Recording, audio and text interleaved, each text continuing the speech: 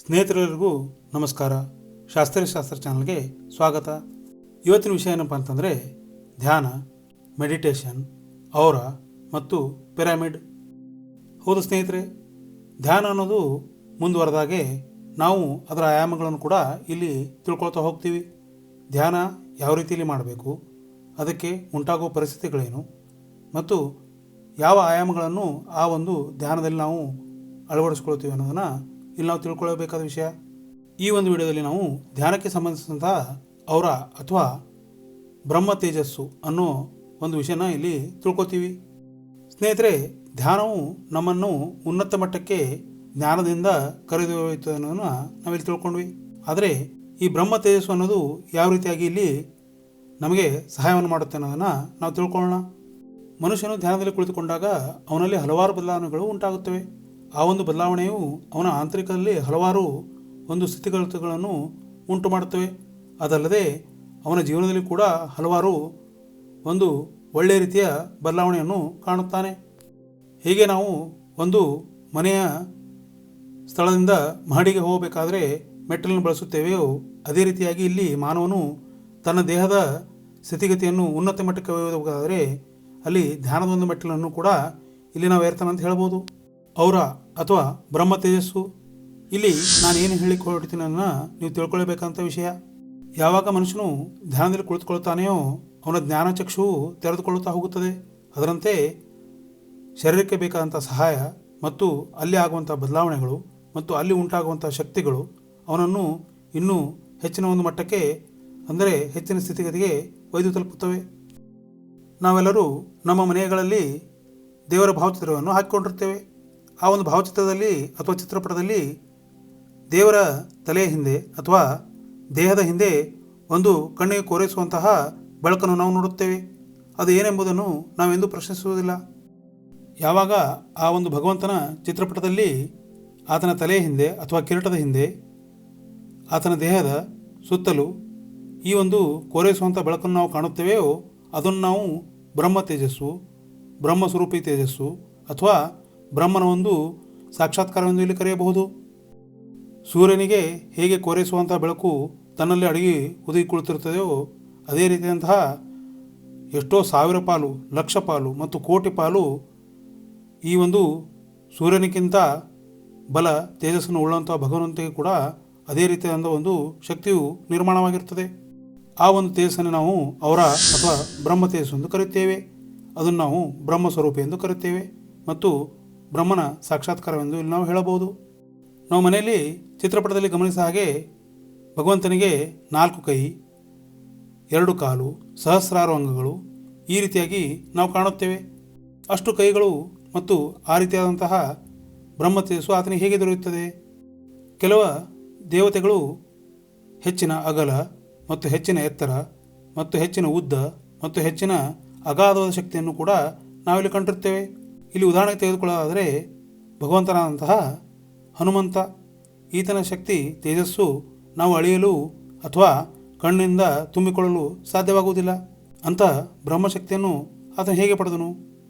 ಸ್ನೇಹಿತರೆ, ಇಲ್ಲಿ ನೀವು ಗಮನಿಸಬೇಕಾದಂಥ ಅಂಶವೇನೆಂದರೆ ಧ್ಯಾನ ಎಂಬುದು ಒಂದು ಶಕ್ತಿಯ ರೂಪವಾಗಿದ್ದರೆ ಅದಕ್ಕೆ ಇರುವಂಥ ಆಯಾಮಗಳು ಅಥವಾ ತೆಗೆದುಕೊಳ್ಳುವಂತಹ ರೂಪರೇಷೆಗಳು ಇಲ್ಲಿ ಹೆಚ್ಚಿಗೆ ವಿಸ್ತಾರವಾಗುತ್ತಾ ಹೋಗುತ್ತವೆ. ಆ ಆಯಾಮಗಳನ್ನು, ಆ ರೂಪರೇಷೆಗಳನ್ನು ಕೂಡ ನಾವು ಮನದಟ್ಟು ಮಾಡಿಕೊಳ್ಳಬೇಕೆಂಬುದು ಇಲ್ಲಿ ಮುಖ್ಯವಂತ ವಿಷಯ. ಯಾವಾಗ ಒಬ್ಬ ಮನುಷ್ಯನು ಧ್ಯಾನದಲ್ಲಿ ಕುಳಿತುಕೊಳ್ಳುತ್ತಾನೆಯೋ ಆತನಲ್ಲಾಗುವಂಥ ಬದಲಾವಣೆ, ಶಾರೀರಿಕ ಭಾವ ಆತನಲ್ಲಿ ಬ್ರಹ್ಮ ತೇಜಸ್ಸನ್ನು ಉಂಟು ಮಾಡುತ್ತದೆ. ಆತನನ್ನು ಹೆಚ್ಚಿಗೆ ಶಕ್ತಿಯ ಉನ್ನತ ಮಟ್ಟಕ್ಕೆ ಒಯ್ದು ಕುಳ್ಳರಿಸುತ್ತದೆ.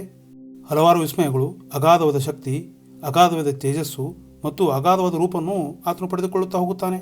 ಸಾಧಾರಣ ಮನುಷ್ಯನಲ್ಲಿ ಅಥವಾ ಧ್ಯಾನವನ್ನು ಹೊಂದದೇ ಇರುವಂಥ ಮನುಷ್ಯನಲ್ಲಿ 2 ರಿಂದ 3 ಸೆಂಟಿಮೀಟರ್ವರೆಗೆ ಆತನ ತೇಜಸ್ಸು ಅಥವಾ ಔರ ಅಡಗಿರುತ್ತದೆ. ಯಾವಾಗ ಒಬ್ಬ ವ್ಯಕ್ತಿಯು ಧ್ಯಾನದಲ್ಲಿ ತೊಡಗಿಕೊಳ್ಳುತ್ತಾನೆಯೋ ಆತನ ಔರ ಅಥವಾ ತೇಜಸ್ಸು ಬ್ರಹ್ಮ ಸ್ವರೂಪಿಯಾಗುತ್ತಾ ವಿಸ್ತರಿಸುತ್ತಾ ಹೋಗುತ್ತದೆ. ಇಲ್ಲಿ ಒಂದು ಉದಾಹರಣೆಯೊಂದಿಗೆ ಈ ಒಂದು ಸಂಗತಿಯನ್ನು ವಿಸ್ತರಿಸಲು ನಾನು ಹೊರಟಿದ್ದೇನೆ.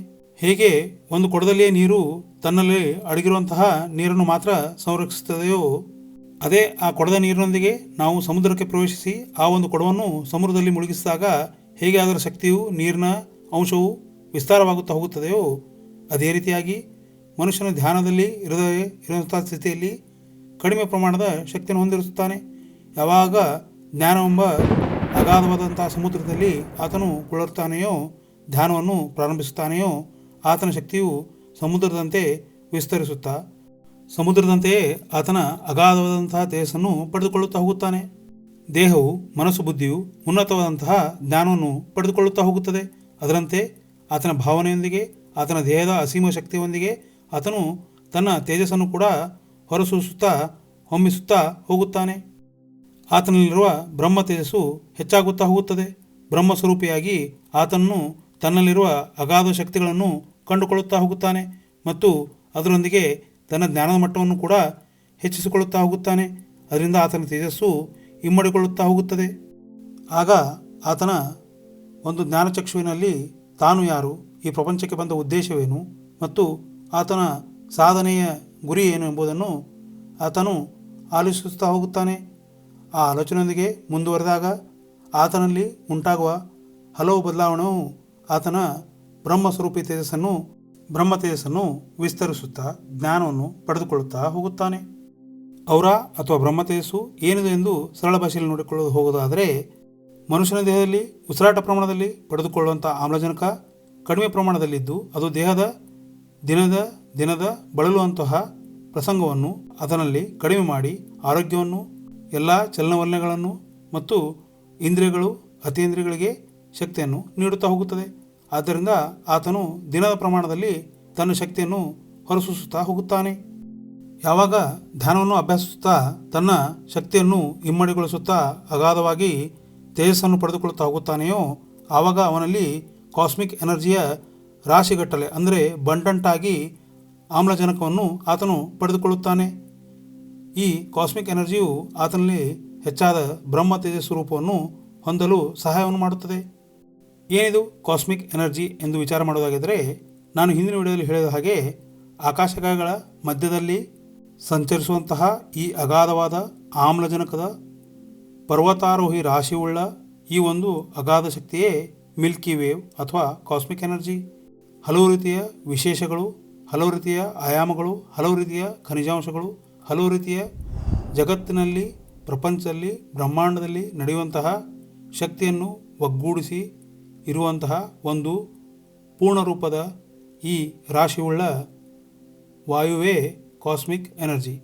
ಉದಾಹರಣೆಗೆ ನೋಡೋದಾದರೆ, ಹೇಗೆ ನಾವು ಶನಿ ಗ್ರಹದಲ್ಲಿ ವಜ್ರದ ಮಳೆ ಆಗುತ್ತದೆ ಎಂದು ಕಂಡುಕೊಂಡಿದ್ದೇವೆಯೋ, ತಾಮ್ರದ ಒಂದು ಮೇಲ್ಮೈಯನ್ನು ಮಂಗಳ ಗ್ರಹವು ಹೊಂದಿದೆ ಎಂದು ಇಲ್ಲಿ ಕಂಡುಕೊಂಡಿದ್ದೇವೆಯೋ, ಅಂತಹ ಖನಿಜಾಂಶಗಳ ಮತ್ತು ಹೊರಸೂಸುವಂತಹ ಪ್ರಕಾಶಮಾನವಂತಹ ಬೆಳಕಿನೊಂದಿಗೆ ಅಲ್ಲಿರುವ ವಾಯು ಕೂಡ ಸ್ಪಂದಿಸಿದಾಗ ಉಂಟಾಗುವ ಈ ಎಲ್ಲ ರೂಪರೇಷೆಗಳ ಒಗ್ಗೂಡಿಸಿದ ರಾಶಿಯೇ ಕಾಸ್ಮಿಕ್ ಎನರ್ಜಿ.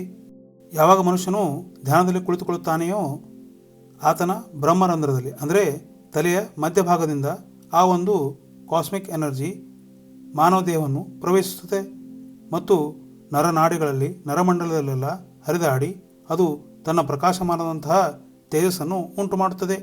ಈ ಕಾಸ್ಮಿಕ್ ಎನರ್ಜಿಯಿಂದ ಆತನು ತನ್ನ ದೇಹದಲ್ಲಿ ಒಂದು ಅಗಾಧವಾದ ತೇಜಸ್ಸನ್ನು ಪಡೆದುಕೊಳ್ಳುತ್ತಾನೆ. ಆ ತೇಜಸ್ಸು ಬ್ರಹ್ಮರೂಪಿ ತೇಜಸ್ಸನ್ನು ನಾವು ಔರ ಅಂತ ಕರಿತೀವಿ ಅಥವಾ ಬ್ರಹ್ಮಸ್ವರೂಪಿ ಅಂತ ಕರಿತೀವಿ. ಸ್ನೇಹಿತರೆ, ಧ್ಯಾನಕ್ಕೂ ಮತ್ತು ಈ ಔರ ಅಥವಾ ಬ್ರಹ್ಮ ತೇಜಸ್ಸಿಗೆ ಯಾವ ರೀತಿಯಾದ ಸಂಬಂಧ ಅಂತ ನಾವಿಲ್ಲಿ ನೋಡಿದ್ವಿ. ಆದರೆ ಅದರಿಂದ ಉಪಯೋಗ ಏನೇನೋದನ್ನು ನಾವು ಮುಂದಿನ ವಿಡಿಯೋದಲ್ಲಿ ತಿಳ್ಕೊಳ್ಳೋಣ.